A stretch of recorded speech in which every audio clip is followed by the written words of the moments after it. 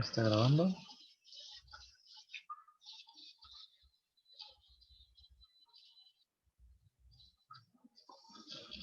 Ok, entonces, estábamos viendo particiones.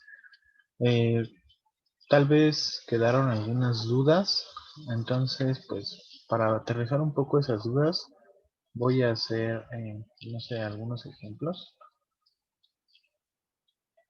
rápidamente. Um,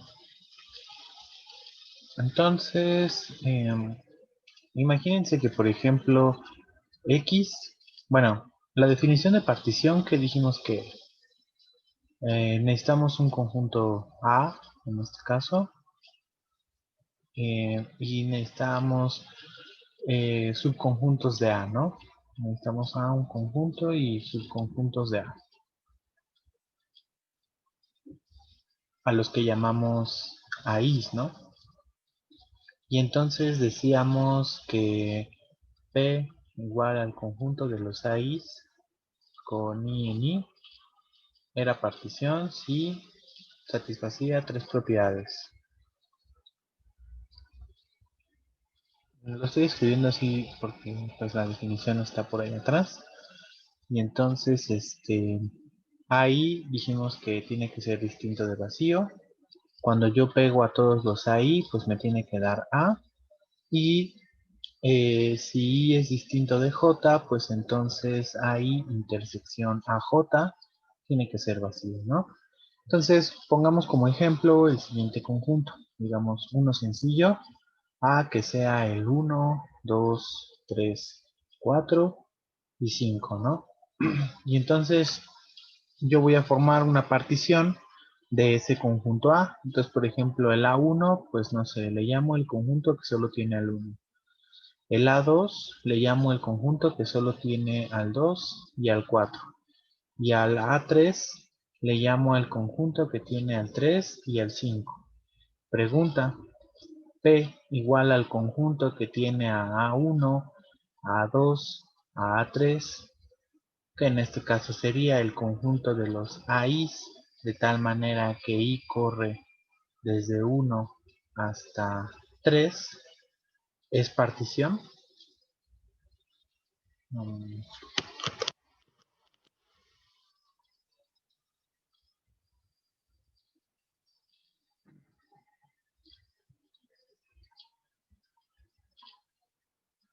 ¿Qué tendría que verificar entonces? Estoy diciendo entonces que estos tres conjuntos forman una partición de todo mi conjunto grandote A. Entonces, para eso tendría que checar que cada uno de esos conjuntitos azules, o bueno, los que están subrayados en amarillo, sea como diferente de vacío, ¿no? ¿Son diferentes de vacío? Pues claramente sí, porque en el A1, ¿cuántos elementos tiene? Pues tiene uno, ¿no? El A2, ¿cuántos elementos tiene? Pues tiene el 2 y el 4, ya fue diferente de vacío. El A3, ¿cuántos elementos tiene? Pues tiene 2, que son el 3 y el 5. Entonces, A1, A2 y A3 son diferentes de vacío, por lo tanto se verifica la primera propiedad, ¿no? La segunda propiedad que dice que la unión de todos esos conjuntitos tiene que ser todo el conjunto A. Es decir, si yo me tomo la unión de los A's con I's entre 1, 2 y 3, pues esto en quién es, pues es como hacer A1 unión A2 unión A3, pero eso quién es, pues el A1 es el conjunto que tiene al 1, el A2 sería el conjunto que tiene al 2 y al 4, y el A3 sería el conjunto que tiene al 3 y al 5. Y cuando yo genero la unión de todos esos conjuntos, ¿quién me devuelve? Me devuelve el conjunto que tiene al 1, al 2, al 3, al 4 y al 5, que de hecho ese conjunto, ¿quién es? A, ¿no? Entonces se está cumpliendo la segunda propiedad, que la unión de todos los subconjuntitos es todo el conjunto grandote. Y número 3, ¿qué tendría que probar? Que si I es distinto de J, entonces AI intersección AJ es vacío. Entonces, y está corriendo en este caso sobre el 1, 2 y 3 porque tengo A1, A2 y A3. Entonces, que I sea diferente de J, pues no sé, puedo pensar en que, por ejemplo, 1 es diferente de 2. Y entonces lo que tendría que probar es que el A1 intersección el A2 tiene que ser ¿quién? Vacío. Pero A1 intersección A2, ¿quién es? Pues es la intersección del conjunto que tiene el 1, intersección del conjunto que tiene al 2 y al 4. Y claramente esos conjuntos pues no tienen elementos en común, por lo tanto es vacío. Ahora, ¿qué pasa si 1 es diferente de 3? ¿Sucederá que A1 intersección A3 también es vacío? Pues sí, ¿no? Porque sería el conjunto que tiene al 1, intersección el conjunto que tiene a quién, al 3 y al 5. Y entonces pues eso sería vacío.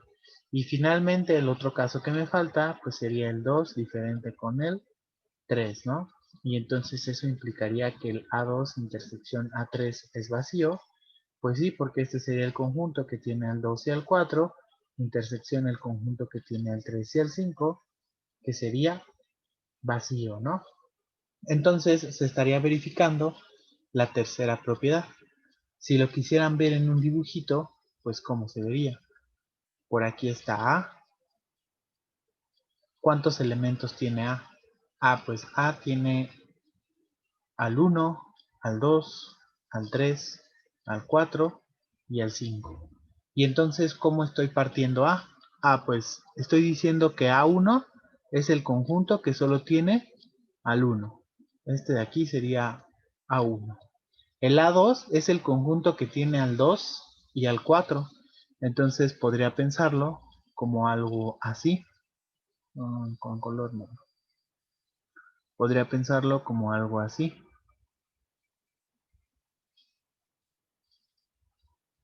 ¿no? Y el A3 es el conjunto que tiene al 3 y al 5. El, el A2 es el de color negro.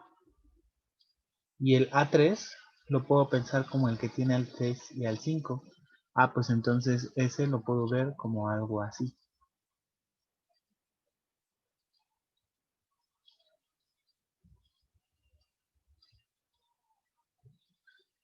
El azul, si yo me agarro dos diferentes, digamos la intersección del azul y el verde, pues la intersección es vacía. La intersección del verde con el negro, la intersección es vacía. Y la intersección del azul con el negro, la intersección es vacía. Si pego el azul, el verde y el negro, eso me devuelve a todo A, que sería el conjunto rojo, y cada uno de los pedacitos es diferente de vacío. ¿Queda más claro con esto que es una partición? Sí, sí, Juan, quedó Sí. muy claro. Sí. Va, súper. Claro que a nosotros pues no nos van a importar conjuntos así de sencillos, finitos, simples, ¿no? Por eso es que se desarrolla la teoría de relaciones de equivalencia y demás cosas. Porque, por ejemplo, un conjunto un poco más complicado, pues sería el de los números naturales, ¿no? Entonces, digamos que en este caso A sería mi conjunto de los números naturales, ¿no? Voy a definir A1 igual al conjunto de los X's en los naturales, tales que X es par. Y voy a definir A2 igual al conjunto de los X's, tales que X es impar, ¿no? ¿Cómo se ve ese conjunto? Bueno, déjenles cambio de colores, ¿no? Entonces, este de aquí le vamos a poner color, un color rojito. Este sería el A1 y este sería el A2. Va a ser azul. Para que yo afirmo que P igual al conjunto de los AIs, en este caso I desde dónde va a correr, solamente en 1 y en 2, ¿no? Que sería el 1 y el 2 porque tengo dos conjuntos, es partición de A.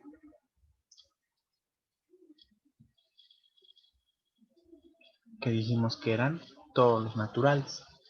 ¿Qué debería verificar? Pues debo verificar las tres propiedades de ahí. Cada cachito diferente de vacío, la unión de los cachitos es el total, Y si yo me tomo dos cachitos diferentes, su intersección tiene que ser vacía. Pues eso lo cumple, claro que sí, ¿no? A1 es diferente de vacío. ¿Por qué es diferente de vacío? Pues porque ¿existen números pares? Seguro que sí, ¿no? Pues por ejemplo el 2 pertenece a A1, ¿no? Y el A2 también es diferente de vacío. ¿Por qué? Pues porque el 1 pertenece al A2, porque el 1 es impar, ¿no? ¿Qué pasa cuando yo agarro y los pego? Si yo considero A1 unión A2, pues eso sería el conjunto de los X's tales que X es par, unión el conjunto de los X's tales que X es impar, y pues eso me devuelve todo el conjunto de los naturales. Y finalmente, verificar que la intersección es distinta de vacío, como lo veo. Pues en este caso, si me tomo dos índices diferentes, y distinto de j, en este caso, pues solamente tengo un caso, uno distinto de 2, pues entonces yo quiero probar que A1 intersección A2 es vacío, pero A1 intersección A2, ¿quién es? De hecho,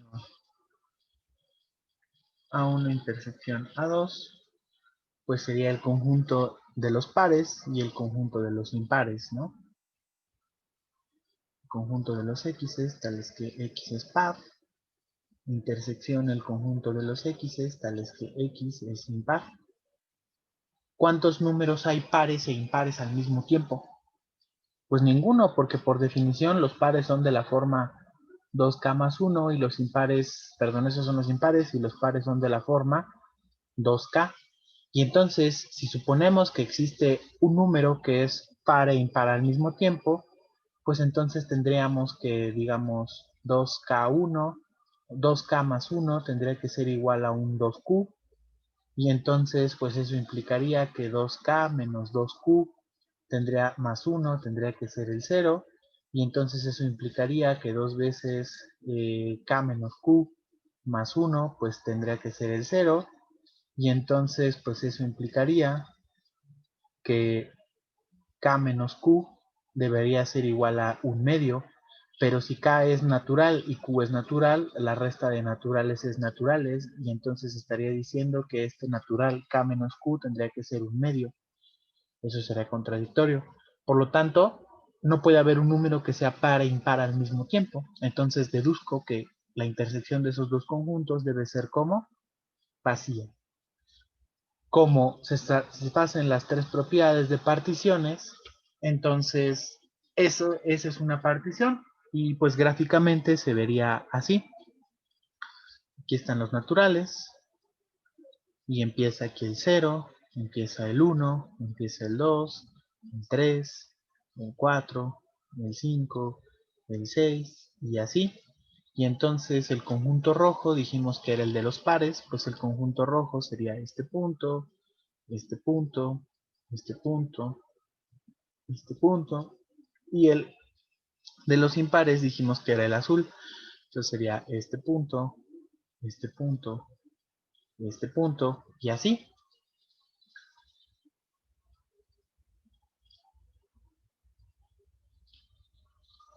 ¿Queda bien?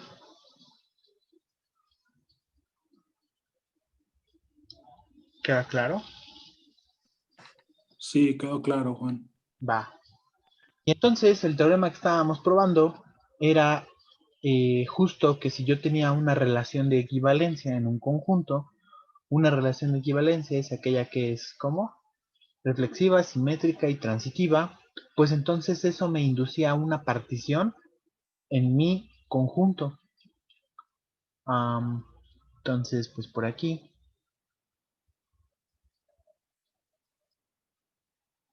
tengo mi conjunto A otra vez,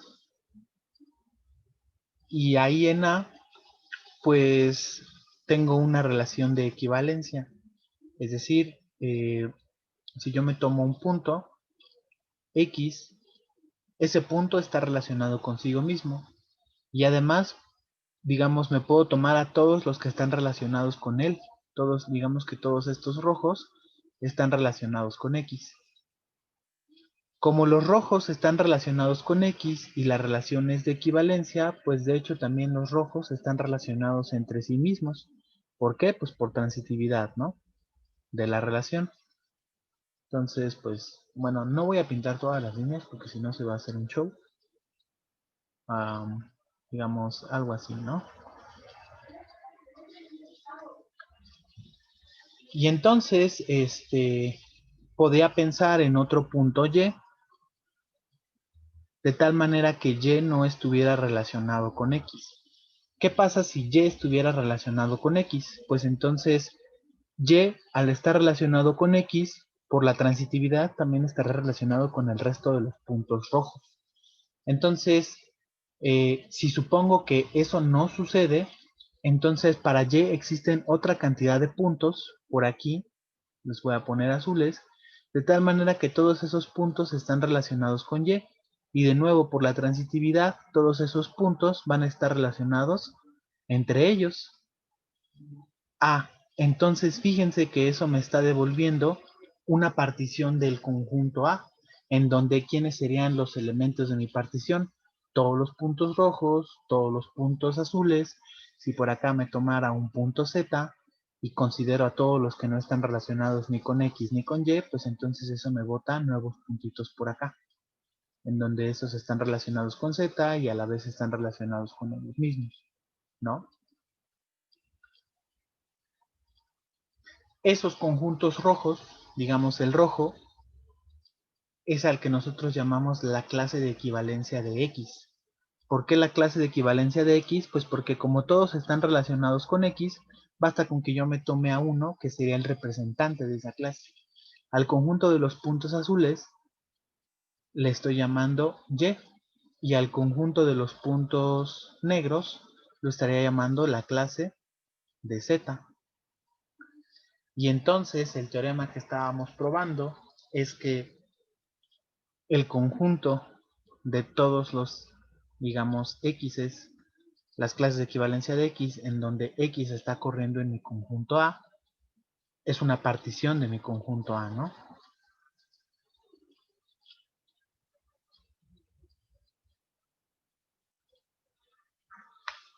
En otras palabras, una relación de equivalencia induce una partición en el conjunto. Y estaría padre, que de hecho también lo vamos a ver, el recíproco. Si yo tengo una partición, entonces puedo definir una relación de equivalencia. La respuesta es sí. ¿Sale? Entonces, eso es lo que estábamos probando la última vez. Aquí empezábamos con la prueba. Entonces la voy a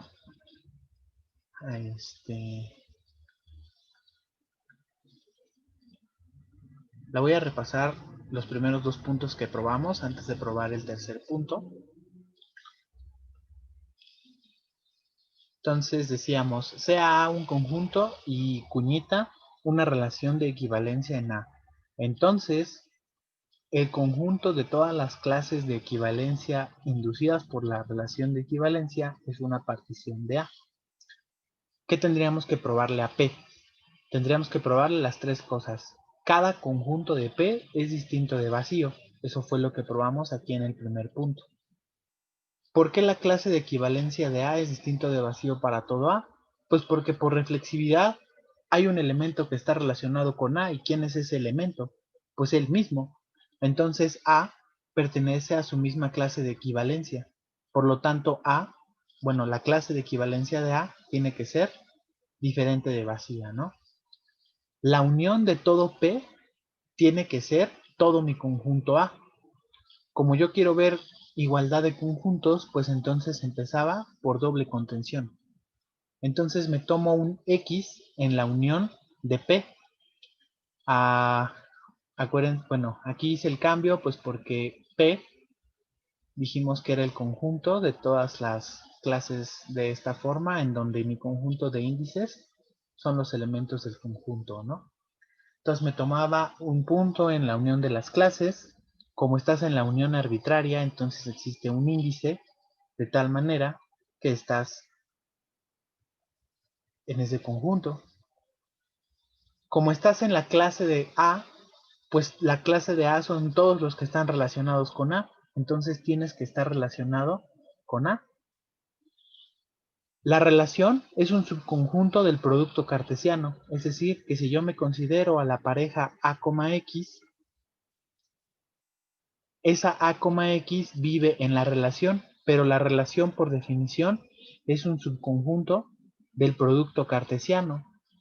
Como soy subconjunto del producto cartesiano, entonces la primera entrada debe vivir en la primera entrada y la segunda entrada debe vivir en la segunda entrada. ¿Qué deduzco de ahí? Pues que A está en A, pero eso ya lo sabía y lo que me importaba de hecho era que X estuviera en ¿dónde? En A, ¿no? Y entonces tomé un punto X en la unión de P y ¿en dónde terminé?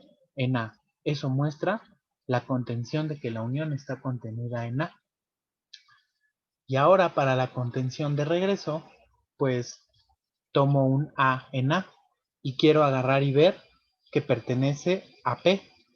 Entonces, por 3, yo sé que A pertenece a su propia clase de equivalencia. Eso fue lo que probamos acá arriba.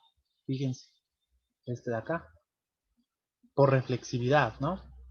Eso quiere decir que A está en alguna clase de equivalencia, es decir, A está en algún conjunto de P.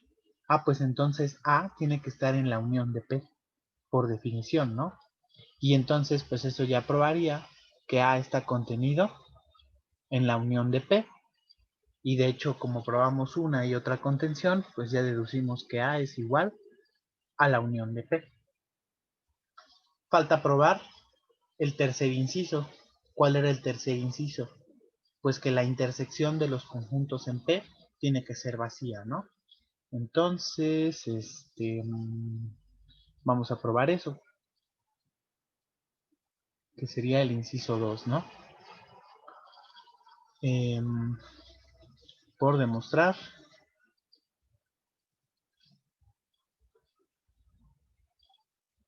que si A es distinto de B, entonces, ¿y por qué tomo A distinto de B? Porque son en donde estoy tomando mi conjunto de índices. La clase de A, intersección la clase de B, tiene que ser como vacía, ¿no? Entonces, pues para probar eso, supongo que es distinto de vacío, ¿no? Entonces, supongamos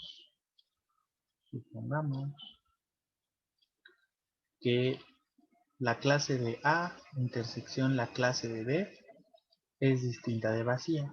Eso quiere decir que entonces existe un punto X que pertenece a la clase de A intersección a la clase de B.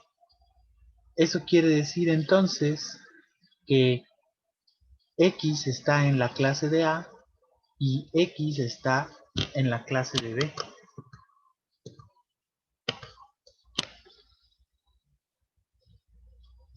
Como estoy en la clase de A, pues entonces A está relacionado con X. Y como estoy en la clase de B, pues entonces B está relacionado con X. ¿No?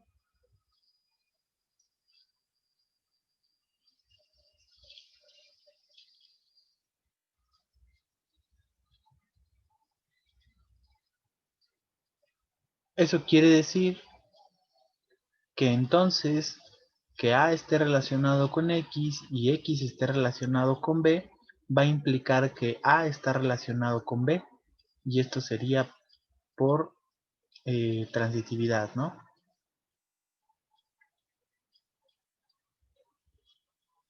Entonces A, por estar relacionado con B, A está ¿en dónde? En la clase de B y B está por estar relacionado con A ¿en dónde? En la clase de A.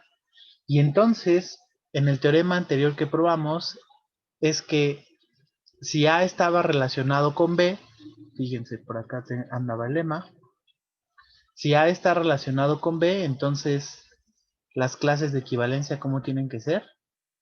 Iguales.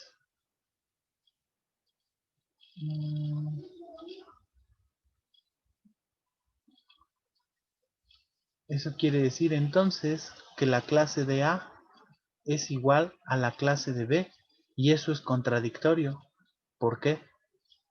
Pues porque yo supuse que las clases de A y de B, ¿cómo tenían que ser? Diferentes, ¿no? Pues supusimos que la clase de A y la clase de B eran conjuntos distintos de P.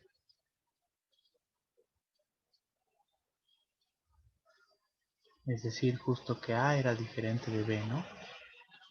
Entonces, eso es contradictorio. La contradicción surge de suponer que el conjunto es distinto de vacío.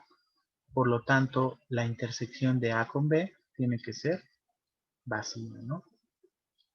Y entonces, eso prueba que P igual al conjunto de las clases de equivalencia inducidas por la relación es una partición de A, ¿no?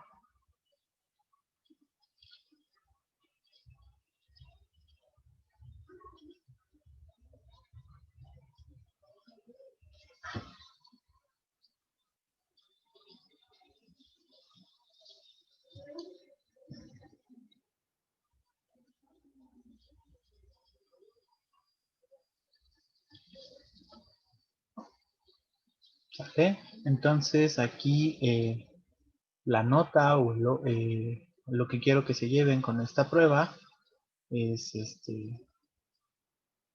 lo siguiente. Toda relación de equivalencia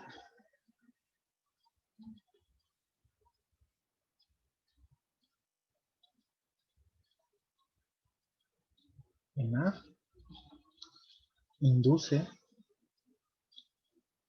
una partición en A. A saber, la de las clases de representantes.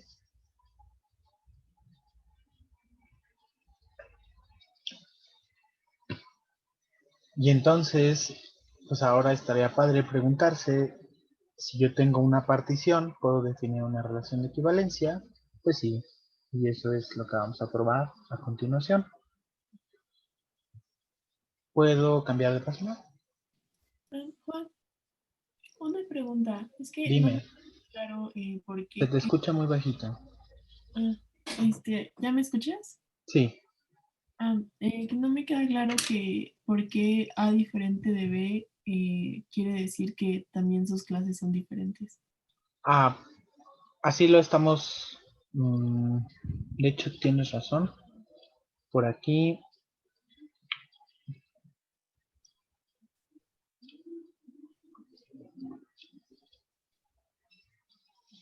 que si A es distinto de B, es decir, la clase de A es distinta de la clase de B, entonces eh, la clase de A intersección la clase de B tiene que ser vacío. Sí, podría pasar que la clase de A y la clase de B, aunque B fueran distintos, pues fuera la misma clase, ¿no? Que justo es a lo que llegamos en la contradicción. Eh, pero desde el principio tendría que suponer que de hecho las clases son diferentes, ¿no? Porque así es como lo da la definición de la partición, que si yo me tomo dos conjuntitos diferentes, más bien índices diferentes, entonces es porque los pedazos que estoy tomando tienen que ser ajenos. Acá se traduciría, digamos más bien, la manera correcta de decirlo serían IE, no, sería tal.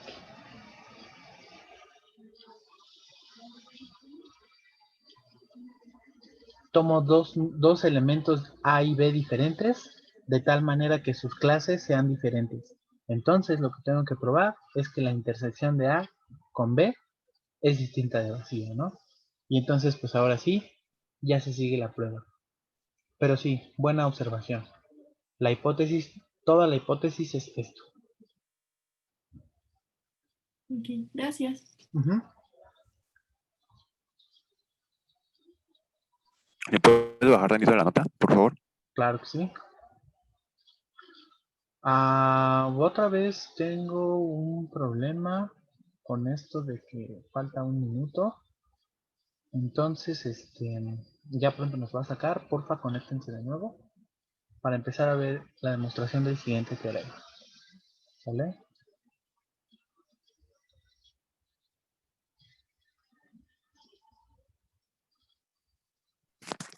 Gracias. Ujú.